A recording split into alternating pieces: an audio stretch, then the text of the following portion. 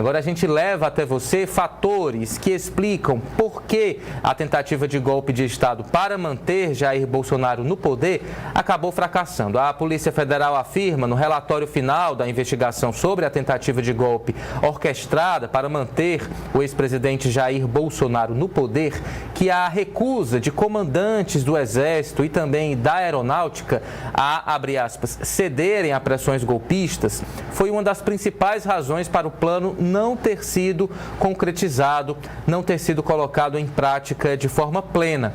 Outros que também podem ter contribuído para enfraquecer os planos do grupo que pretendia evitar a posse de Luiz Inácio Lula da Silva como presidente em janeiro de 2023. Quais seriam esses outros fatores? Ponto 1. Faltou apoio da sociedade civil e das elites. Um ponto desmobilizador do plano foi exatamente a falta de apoio massivo para uma ruptura democrática entre grandes atores da sociedade civil. Os manifestos em prol da democracia, articulados por professores e juristas ligados à Faculdade de Direito da Universidade de São Paulo, a USP, e pela Federação das Indústrias do Estado de São Paulo, Fiesp, em agosto de 2022, foram cruciais para mostrar o vigor dessa mobilização e as críticas em relação a Jair Bolsonaro. O documento pedia respeito ao processo eleitoral, à separação dos poderes e ao Estado democrático de direito. A Fiesp também lançou seu próprio manifesto em prol da democracia, que recebeu apoio de entidades representativas do setor produtivo e também do mercado financeiro, ou seja, o nosso grupo econômico, a elite do nosso grupo econômico não via com bons olhos uma possibilidade de golpe. Fator número 2, houve pressão internacional contra uma ruptura democrática. O mundo todo ficou de olho nas nossas eleições. Também, ao contrário do que aconteceu em 64, quando o golpe militar contou com o apoio dos Estados Unidos, em 2022, Washington não só deixou claro que acompanhava com atenção a realização das eleições brasileiras, quanto que não concordaria nem se calaria diante de uma tentativa de subverter o resultado eleitoral. O governo do democrata Joe Biden via nos ataques de Bolsonaro ao sistema eleitoral ecos do processo de questionamento da democracia que foi visto nos Estados Unidos, que culminaram em um violento ataque ao Capitólio do país em 6 de janeiro de 2021, enquanto a vitória de Biden era certificada, no caso, pelo Congresso. Na ocasião, Bolsonaro afirmou que o Brasil poderia, abre aspas, ter um problema pior que o dos Estados Unidos se não tivesse voto impresso.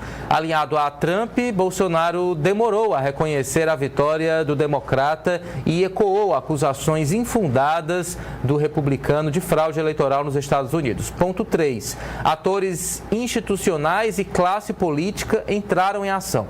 A própria reação dos atores institucionais e da classe política também pode ter agido para impedir que o golpe fosse adiante, fosse concretizado.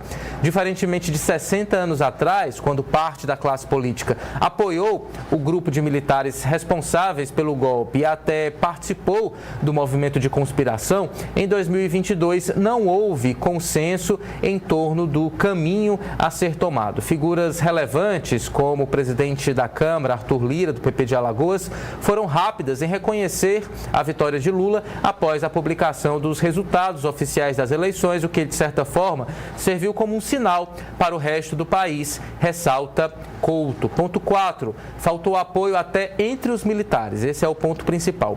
O fato de tanto Freire Gomes quanto Batista Júnior se recusarem a aderir ao plano golpista reflete um receio de parte do alto comando das Forças Armadas em aderir de forma cega a um movimento que possivelmente não se sustentaria sem o suporte da sociedade civil, da classe política e também de governos estrangeiros. Freire Gomes, que comandava o Exército, se manifestou dessa maneira em diversas ocasiões ao reagir à pressão que sofria para aderir a um golpe de Estado, abre aspas.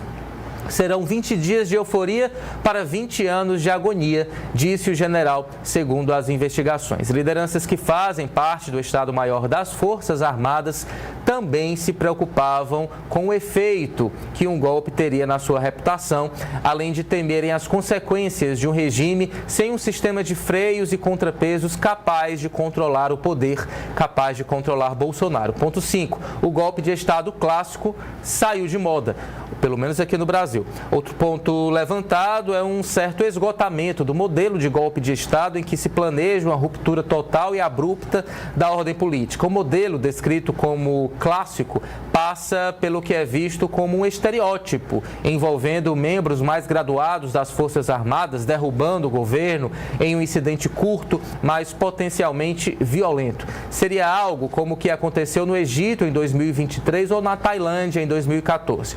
O que especialistas veem como o mais comum e possível hoje é um processo de ruptura da democracia mais paulatino, revestido de uma certa aparência de legitimidade com controle das instituições, como tribunais e também a mídia, manipulação de eleições, uso de forças paramilitares, repressão a movimentos de oposição e outras formas de autoritarismo que não requerem uma tomada abrupta do poder, muito parecido com o que está acontecendo agora na Venezuela.